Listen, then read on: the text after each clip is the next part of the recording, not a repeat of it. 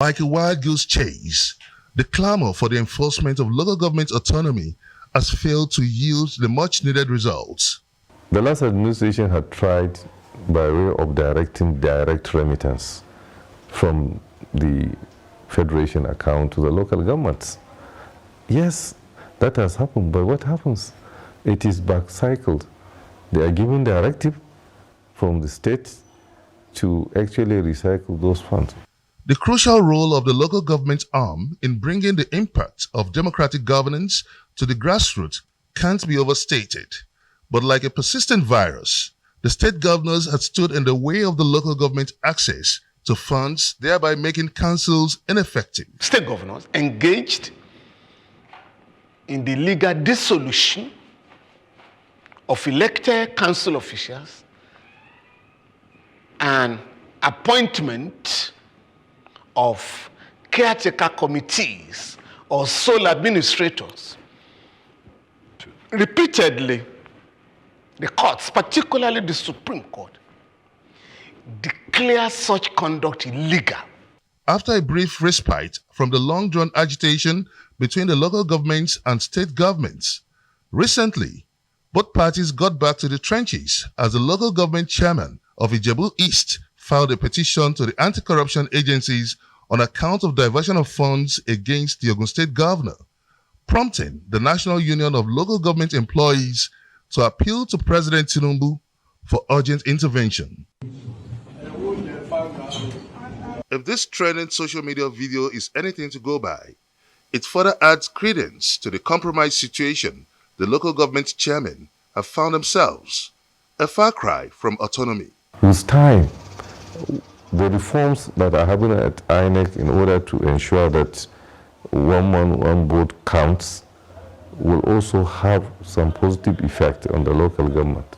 According to Section 162, subsection 6, each state shall maintain a special account to be called State Joint Local Government Account, into which shall be paid all allocations to the local government councils of the state from the federation account and from the government of the state. I think what has happened is that the same local government functionaries which they put in place are still the same functionaries that they used to divide this fund from developmental purposes. So what the governor then resorted to means to say we cannot appoint caretaker committees, we'll find a way out. They then resorted to manipulation of local government elections. Hence, in all the states of the Federation, the ruling party in a state must win all the chairmanship and councillorship elections so that at the end of the month, nobody will question the governor.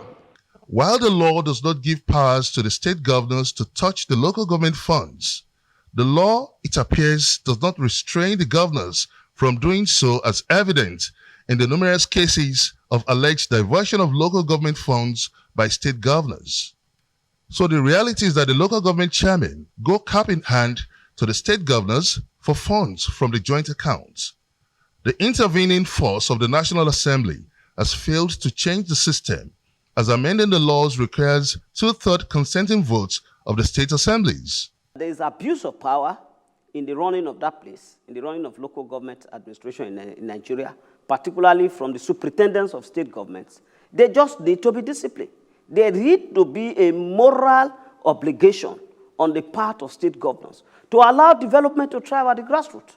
Likewise, the introduction of executive order by the Buhari administration to ensure funds meant for local governments are paid directly to them using the National Financial Intelligence Unit was struck out by the court.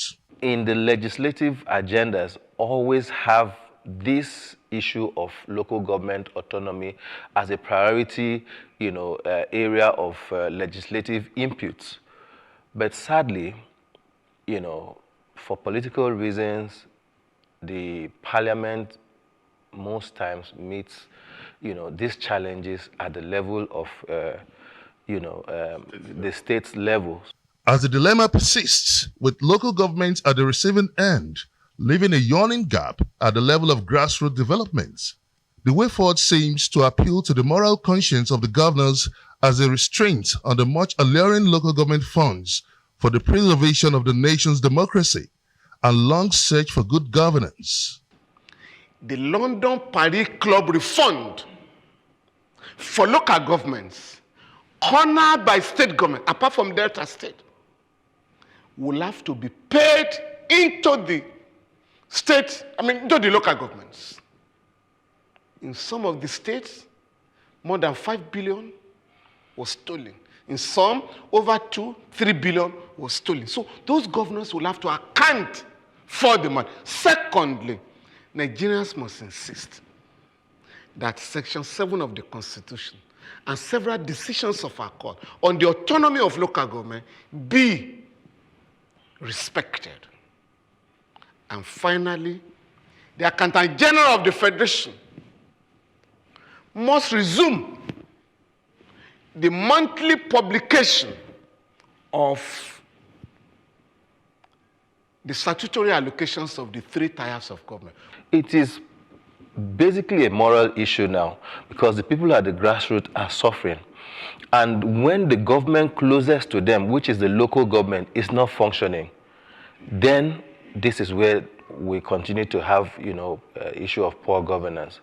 To cross this hurdle, all stakeholders and gatekeepers would need to consent to a constitutional amendment for local government autonomy and accountability to become a reality. Benga Ashiru, Arise News.